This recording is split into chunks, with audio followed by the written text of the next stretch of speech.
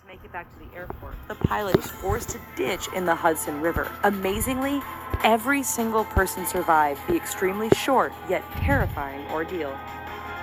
Ethiopian Flight 961. In November 1996, Ethiopian Flight 961 was heading from Ethiopia to Kenya when 3 men stormed the cabin and demanded to fly to Australia. Not believing the plane didn't have enough fuel, they forced the pilot to fly east. Near the Comoros Islands, the 767 ran out of fuel and was forced to land just off of a beach packed with tourists. 50 of the 175 people aboard lived to retell the harrowing experience. Aloha Airlines Flight 243. In 1988, a 737 airliner of Aloha Airlines Flight 243 was making a short-distance flight to Honolulu. At 24,000 feet, the plane suffered explosive decompression and a third of its roof came off. One stewardess was sucked out and passengers, still strapped in their seats, were exposed to the cold air as the plane miraculously continued to fly. The plane ended up making a successful landing with only one fatality. United Airlines Flight 826. In December 1997, United Airlines Flight 826 was flying from Japan to Hawaii when it hit very bad turbulence. At one point, the plane suddenly dropped 30 meters, sending people and objects crashing around the cabin. In the end, 1 person was killed and 18 were injured. Air Transat Flight 236. In August 2001, an Air Transat flight from Toronto to Portugal suddenly lost power over the Atlantic. Unknown to the crew, the plane had been losing fuel for the past 4 hours because of a leak. When the passenger liner was 120 kilometers from the nearest airport in the Azores Islands, it ran out of fuel. The silence caused by the 2 dead engines must have been terrifying to the passengers, who could only sit and wait. With only 1 shot at landing, the pilots were able to glide the plane over the entire distance and still put it down safely. TWA Flight 847. In June 1985, TWA Flight 847 from Cairo to San Diego was hijacked by members of Hezbollah. Demanding the release of prisoners, the hijackers forced the plane to make repeated flights back and forth between Beirut and Algiers. For 3 days this continued, with each stop seeing some hostages released or removed from the plane and more armed hijackers boarding. Eventually, everyone was freed from the ordeal, but only after days of uncertainty and 1 fatality. Piedmont 1489. In August 1989, passengers aboard the Piedmont Flight 1489 found out how scary a stuck landing gear can be. The passenger jet was preparing for landing in North Carolina when the pilot noticed one landing gear was jammed. No matter what the crew tried, it wouldn't come down. The pilot even grew so desperate as to touch down on the one gear and bump the plane up and down to loosen the other, to no avail. In the end, passengers had to endure a bumpy and loud one-geared landing, which fortunately ended happily for all. British Airways Flight 9. In June 1982, British Airways Flight 9, a 747 jumbo jet with 248 passengers, was flying over Indonesia when all 4 engines stopped. As the crew worked hard to restart the engines, the pilot calmly announced to the scared passengers that the engines had failed. Why had they failed? It turns out ash from a nearby volcanic eruption had damaged the engines and contaminated the fuel.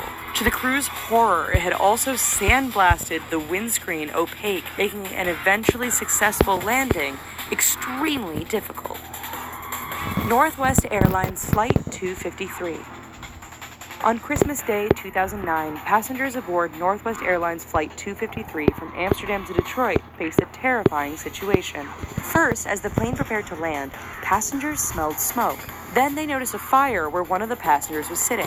When some people approached the seat where Umar Abdul Tamul Talab was sitting, they quickly realized that it wasn't a fire, but an attempt to detonate a bomb sewn into his underwear.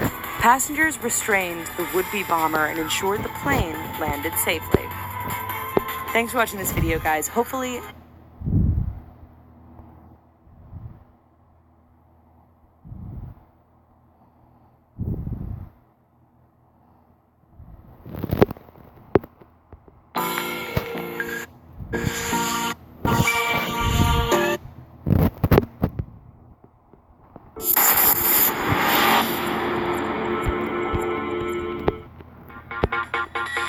the most dangerous airports in the world. Gibraltar Airport, Gibraltar.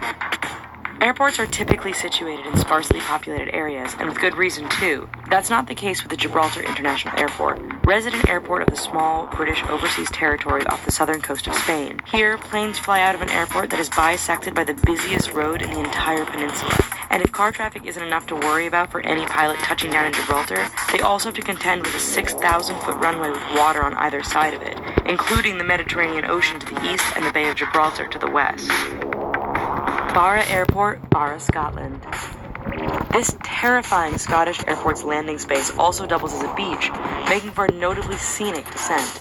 The beachside location becomes decidedly less pleasant when the tide is in. If a pilot miscalculates timing, his or her plane could be greeted by a high tide that prevents it from landing.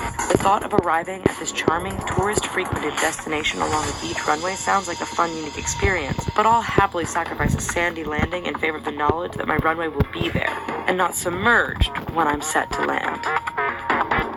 Princess Juliana Airport, St. Martin. Beachgoers enjoying some sun at the world-renowned Maho Beach in St. Martin are subject to some unique scenery in the form of commercial aircrafts with screaming jet engines descending perilously low. These planes are coming into the Princess Juliana Airport, which features very short runways that necessitate the low flight path. This has been known to lead the beach guests getting hit by jet blasts. Pilots also face a challenge when taking off from Princess Juliana, with mountains located right in the departure path, forcing planes to turn as part of their takeoff. Toncontín Airport, Honduras.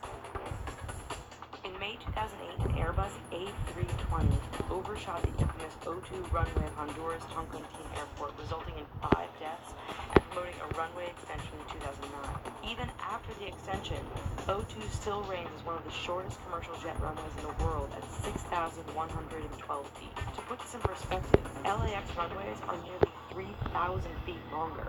At Toncontín, pilots also have to contend with the treacherous mountainous terrain and some powerful wind gusts as the result of the airport's high altitude. Madeira Airport, Madeira.